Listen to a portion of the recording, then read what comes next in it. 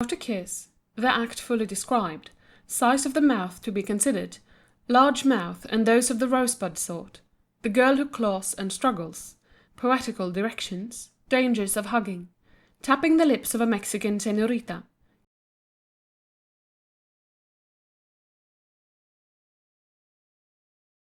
kissing a Chinese girl, how to receive a kiss, long-remembered kisses, the kiss in betrothal and marriage.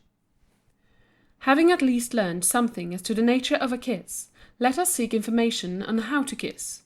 There are various general directions. The gentleman must be taller than the lady he intends to kiss. Take her right hand in yours and draw her gently to you. Pass your left hand over her right shoulder, diagonally down across her back, under her left arm. Press her to your bosom, at the same time she will throw her head back, and you have nothing to do but lean a little forward and press your lips to hers. And then the thing is done. Don't make a noise over it, as if you were firing off shooting crackers, or pounce upon it like a hungry hawk upon an innocent dove, but gently fold the damsel in your arms without smashing her standing collar or spoiling her curls, and by a sweet pressure upon her mouth, revel in the blissfulness of your situation, without smacking your lips on it as if you would over a glass of beer. It might be well at the conclusion of the operation to ask the young woman if it was satisfactory, for we are never satisfied that our lady understands a kiss unless we have it from her own mouth. A Kentucky authority insists that a man must be in humor for the business. You want to get the idea into your head that the girl is just dying to be kissed by you, and is only waiting for you to make the break. Then you want to take a good view of her mouth and see just how much of it you can take in. If she has a regular rosebud mouth, why, take it all in and throw your whole soul into one kiss. But if her mouth has the appearance of a landscape cut in two by a waterless river, then the safest plan is to take in the corners and byways, and sort of divide your kiss into sections. Most girls have no end of cheek, therefore a fellow can seldom misfire in kissing a girl on the cheek. Do not kiss her ear, as 9 cases out of 10 the girl will make a slight dodge, so as to impress you with the idea that you are really surprising her in your action. The result is you miss the ear, kiss her hair, and get your mouth full of 10-cent hair oil. Only actors kiss on the brow.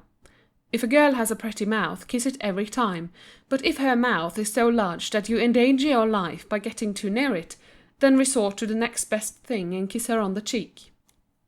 We repeat, to kiss a woman properly, the size of her mouth must be carefully gauged before proceeding to the work. Large mouth put a man to the severest test.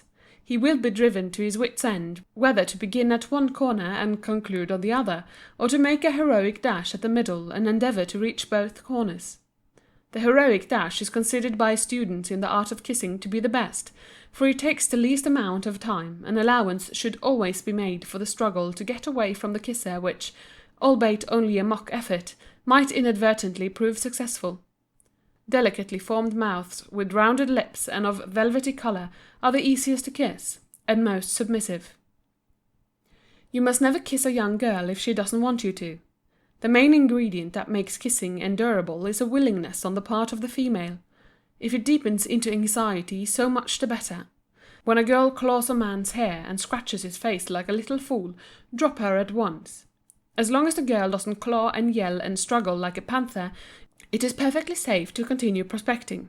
If you are just beginning to teach a shy girl, who has only been kissed heretofore by her brothers and father, touch your lips gently to her forehead. She will take this as an exhibition of profound respect. That position gained, working the way down to the lips, is as natural and easy as the course of a log sliding down the wood flume of a lumber company. A popular comic song with the imperative title of "Sock Her on the Kisser" states that when a man falls in love with a little turtle dove, he will linger all around her under jaw, and goes on, in a chorus, to give directions, to wit, if you want to kiss her neatly, very sweetly and completely, if you want to kiss her so's to kiss her nice, when you get a chance to kiss her, make a dodge or two and miss her, then sock her on the kisser once or twice. That rhyme will do for the gallery gods. Those in the orchestra seats will appreciate the following. The cutest trick in a kiss that's quick is to put it where it belongs, to see that it goes below the nose, and knocks at the gate of songs. A kiss that is cold may do for the old, or pass with a near relation. But one like that is a work, that's flat, of supererogation. If you're going to kiss, be sure of this, that a girl has some heart in her. I wouldn't give a darn for the full of a barn of kisses without a partner. The point of this rhyme is to take your time, kiss slowly and do it neatly. If you do the thing right and are halfway bright, you can win her sweet heart completely. Of course, hugging is often a legitimate part of kissing.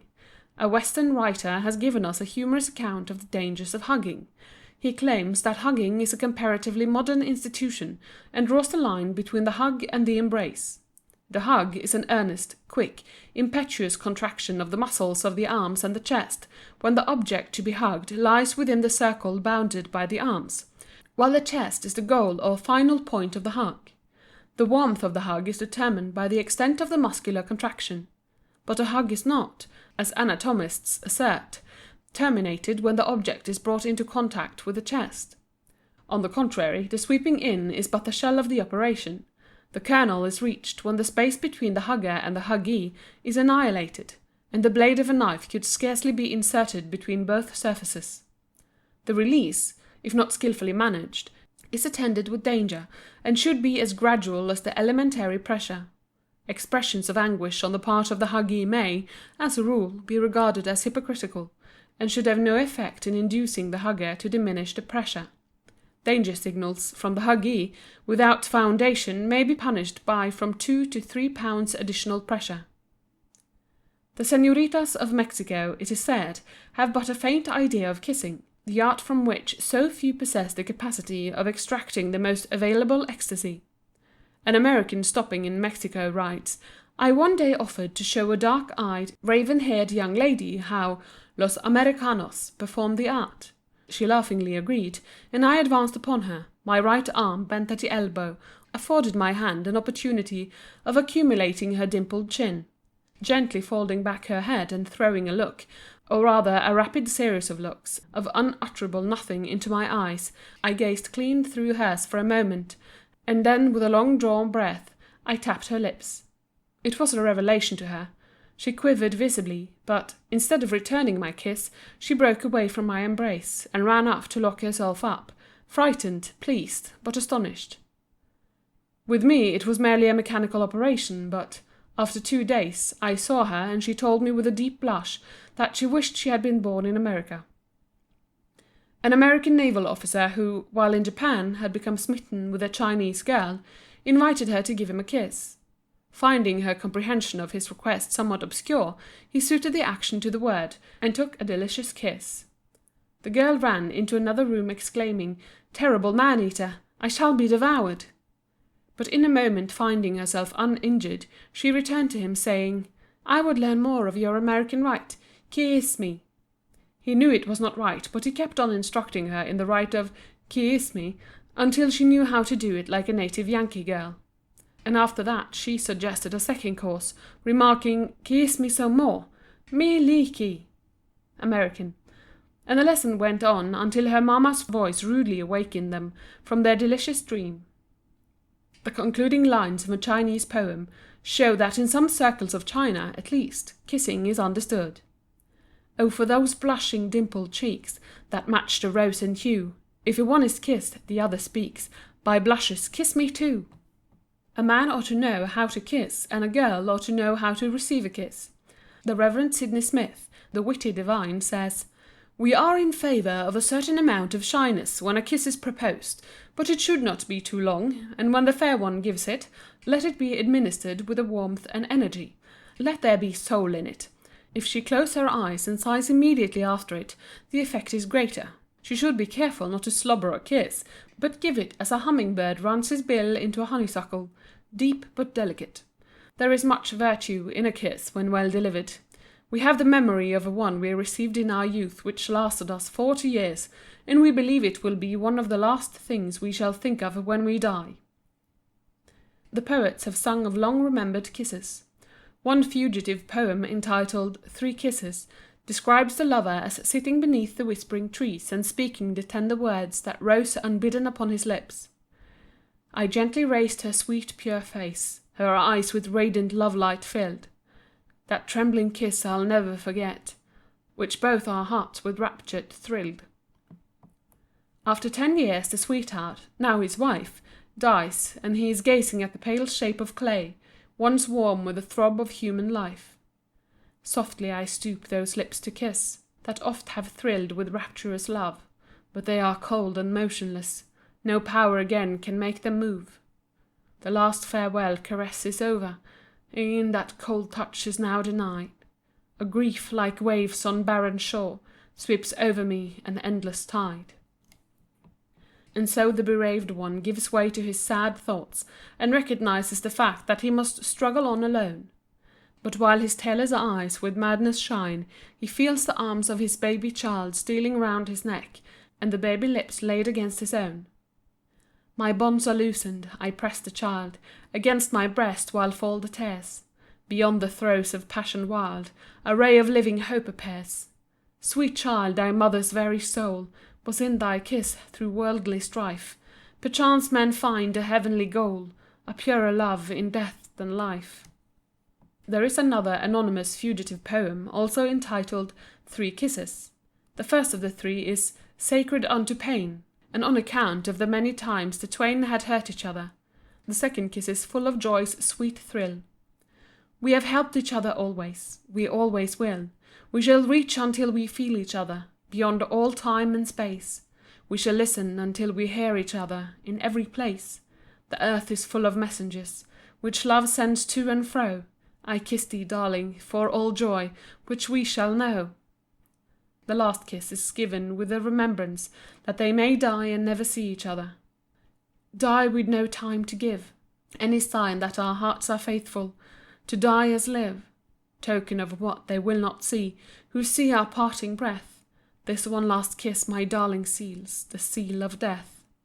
A poetical apostrophe to the benefit of a wife's kiss is entitled Angel Food. Give me a kiss, 'twill cure the pain and ache of the long day of weariness and toil. Like summer sunshine all life's shadows make my burdens lighter and my sins assoil. So every day he lived an angel's food, made strong and valiant by her wifely kiss, to bravely put aside temptations rude. You knew not whence his armour came, I wis. Nor knows he now, albeit she is gone, but lives his life in brave and saintly mood. The kisses which he grew and strengthened on are still to him his daily angel food. And here is a description of 2 kisses. You bent your head, then close you pressed your warm and glowing lips to mine. Your tender hand my hair caressed, when first you gave that kiss divine. My heart was throbbing with delight, my soul was steeping in holy bliss. I gazed into your eyes so bright, when first you gave me that sweet kiss. In all the after years of pain, when from my side you I did miss, I think I see your face again, when you first gave me that sweet kiss. I stand again in that old lane, but now the leaves are sere and yellow, and with a heart of grief and pain, I see you kiss another fellow. In the ceremony of betrothal, a kiss has played an important part in several nations. A nuptial kiss in church at the conclusion of the marriage services is solemnly enjoined by the York Missal and the Sarum Manual. In the old play of the Insensate Countess by Marston occurs the line, "The kiss thou gavest me in church here take." It was also considered an honour to be the first to kiss the bride after the ceremony, and all who would might contend for the prize. In The Collier's Wedding by Edward Chicken we read, 4 rustic fellows wait the while to kiss the bride at the church stile. When ladies' lips were at the service of all, it became usual to have a fragrant scented comfits or sweets, of which we find frequent mention. In Massinger's Very Woman occurs the following: "Faith, search your pockets, and if you find there comfits of amber grease to help our kisses, conclude us faulty." Pliny describes the introduction of the custom to the degeneracy of the Roman ladies who, in violation of the hereditary delicacy of the females of Rome, descended to the indulgence of wine. Kissing was resorted to by husbands as a most courteous process to ascertain the quality of their wives' libations, and Cato, the elder, recommends the plan to the serious attention of all careful heads of families.